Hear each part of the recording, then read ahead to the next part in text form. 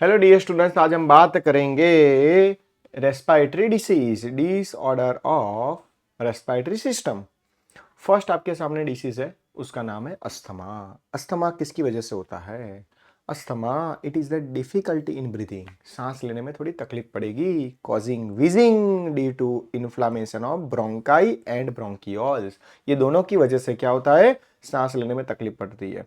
तो अस्थमा क्या होता है? Asthma is a respiratory disorders which is caused by inflammation of bronchi and bronchioles.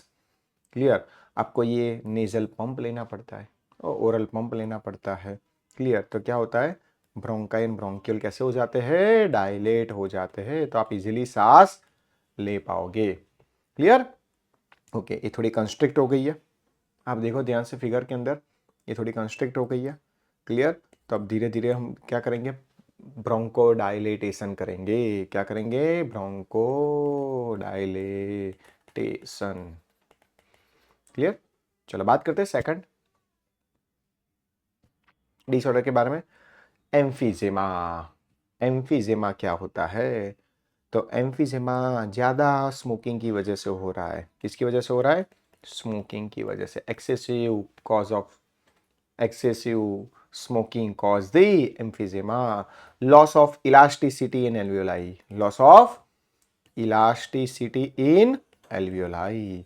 आपकी जो लंग्स के अंदर एल्वियोलाई होती है उसकी इलास्टिसिटी कैसे हो जाती है? लॉस हो जाती है। Damage of alveolars, alveolar walls. It decrease the respiratory surface. Damage हो जाएगी तो रेस्पिरेटरी सरफेस कैसा हो जाएगा? डैमेज हो जाएगा। तो gases exchange does not take place. और major cause the cigarette smoking. तो उसके लिए आप दवा यूज कर सकते हो, अल्फा 1 एंटीट्रिप्सिन। Alpha 1 antitrypsin. आप फिगर के अंदर देख सकते हो स्मोकिंग की वजह से लंग्स कैसे हो गए। क्लियर? और एल्वियोलाई भी डैमेज हो गई है। तो याद रखना नीट के लिए, what is the difference between asthma and emphysema. Asthma and emphysema क्या होता है? अस्थमा किसकी वजह से होता है? ताकि अस्थमा होता है ब्रोंकाई एंड ब्रोंकियल्स की वजह से, एंड एम्फीजेमा होता है एल्वियोलाई की वजह से। ये दोनों आपको जबरदस्त याद रखना है।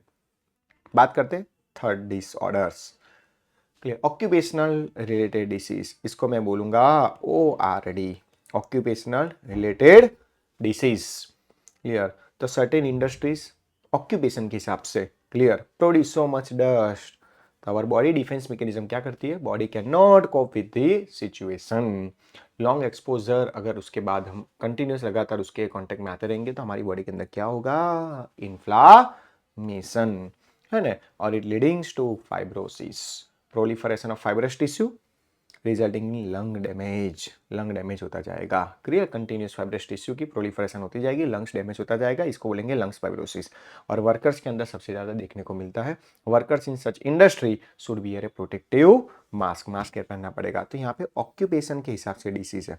किसके हिसाब से डिसीज है? ऑक्यूपेशन के हिसाब से डिसीज है। तो मैं आपके सामने यहाँ पे लिखता हूँ ऑक्यूपेशन हेल्थ डिसीज के अंदर कौन कौन से डिसीज आते हैं। ऑक्यूपेशनल हेल्थ डिसीज के अंदर कौन कौन से डिसीज आते हैं?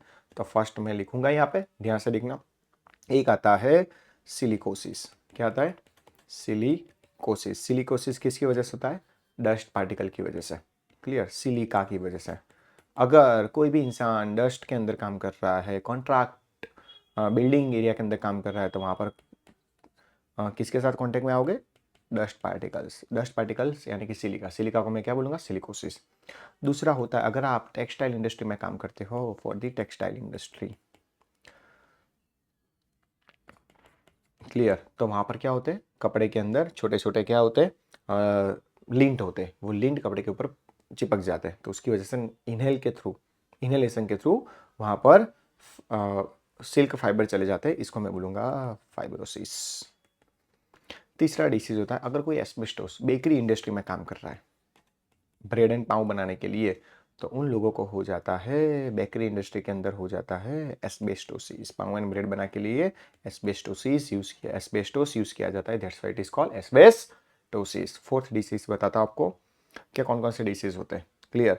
अगर कोई लोहे की फैक्ट्री में काम कर रहा है, आयरन की फैक्ट्री में काम कर रहा है, क्लियर, तो उसको हो जाएगा सिडेरोसिस। सिडेरोसिस। कोई कार्बन की फैक्ट्री के अंदर काम कर रहा है चारकोल बनाने के लिए, क्लियर, कार्बन का रोड बनाने के लिए, तो उनको हो जाता है एंथ्रोपोसिस। जैसे लिस्ट ऑफ डिसीज आपको मुझे कमेंट बॉक्स के अंदर बताना है कि ऑक्यूपेशनल हेल्थ डिसीज कौन कौन से हैं। क्लियर, जो काम किए थे मैंने बता दिए। क्लियर, हम हमारे चैनल में मिलते रहेंगे।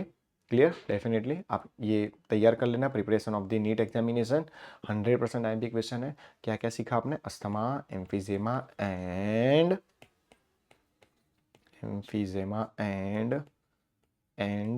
Occupational health disease. अस्थमा के अंदर याद रखना constriction of wind pipe, bronchi and bronchioles.